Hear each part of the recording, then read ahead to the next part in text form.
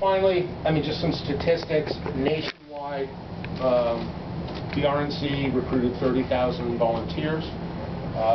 They door-knocked 35 million doors.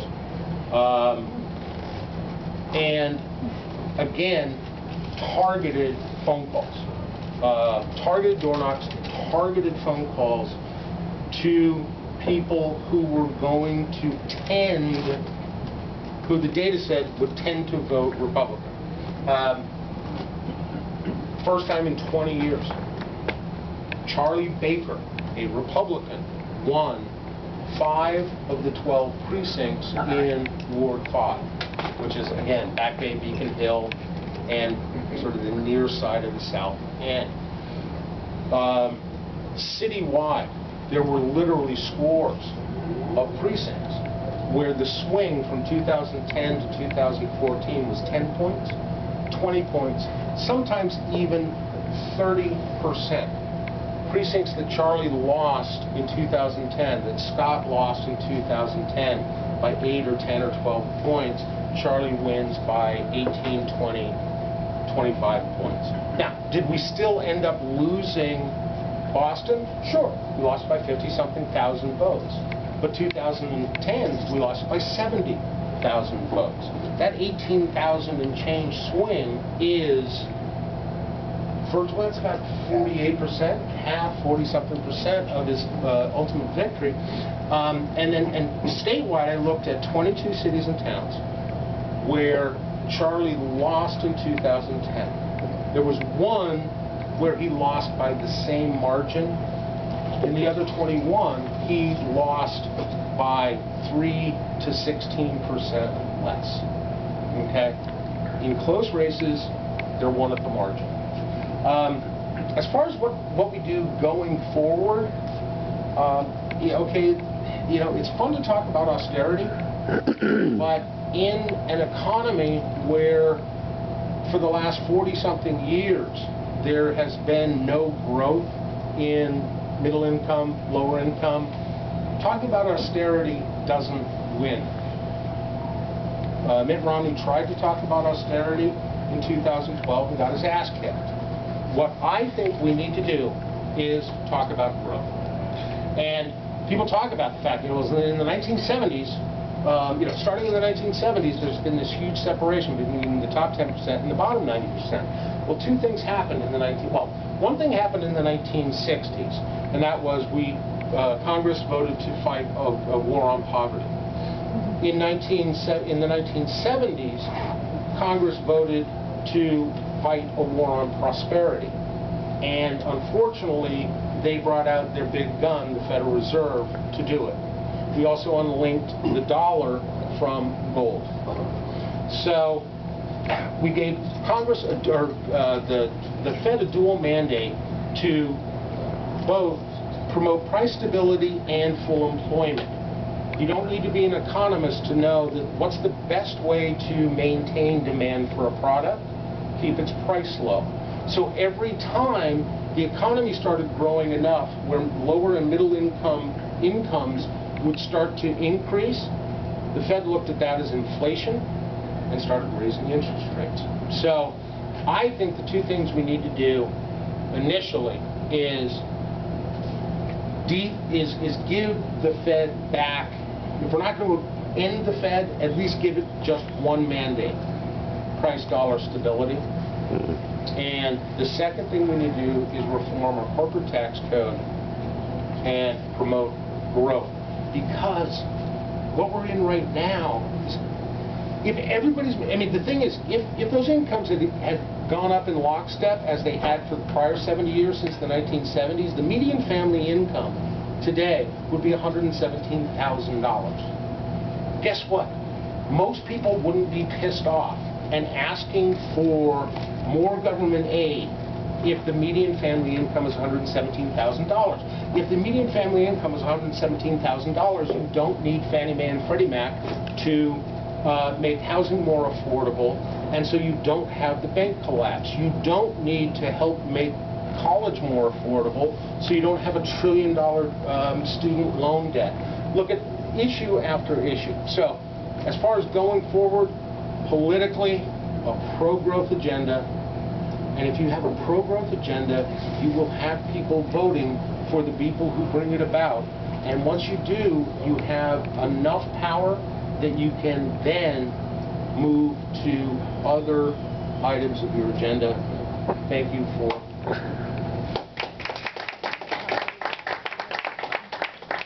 I have just a question on message, and this is something I've been wondering about for the last 2 months. Scott Brown almost made it because he started running ads on immigration. Was he doing that against the advice of his Washington consultants? I'm sorry, what was the message? He started, I mean, he was down by double digits. Nobody thought he was going to get ahead. Then he started running the immigration ads.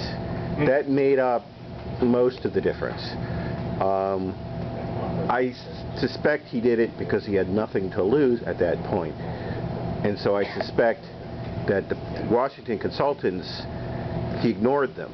And I'm except that I think immigration is another way of saying Obama, with the threat of I think that's true.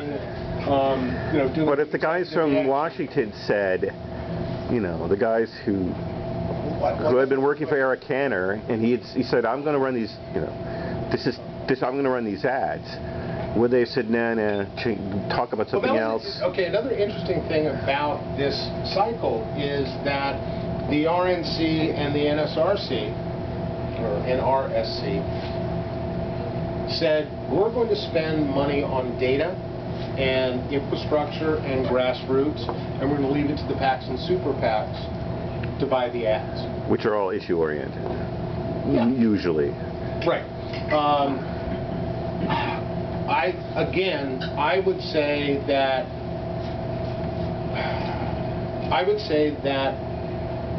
Scott took the immigration issue, given how closely it was tied to Obama's policies, and kind of made it a microcosm of an anti-Obama ad. Now, whether the people in D.C. said yes or no, that I can't say. The war on women worked really well in 2012 and worked really badly. Mark Uterus! Yes. Senator from Colorado. What would you guess the Democrats are going to try next? What's the trap they're going to... Wow. I think it really depends on, and I posted this on Facebook yesterday, Dear Senator McConnell, please don't treat the Democrat senators the way Harry Reid treated Republicans for the last 6 years. Allow debate. Allow amendments to at least be proposed. Vote them down if you want to, but allow them to be proposed, and then pass bills and send them to the president. Then he can veto them or not. Because I think the narrative, we need the narrative that we can govern. Now, we can't control what Harry Reid decides to filibuster. We can't control what Barack Obama chooses to veto, but we can control how we choose to govern. As I said, described it, kill them with kindness. So I would hope that Senator McConnell will do that in how he runs the Senate, and so that so our message will be, hey, we can govern. We have shown we can govern. I'm a Tea Party guy, okay?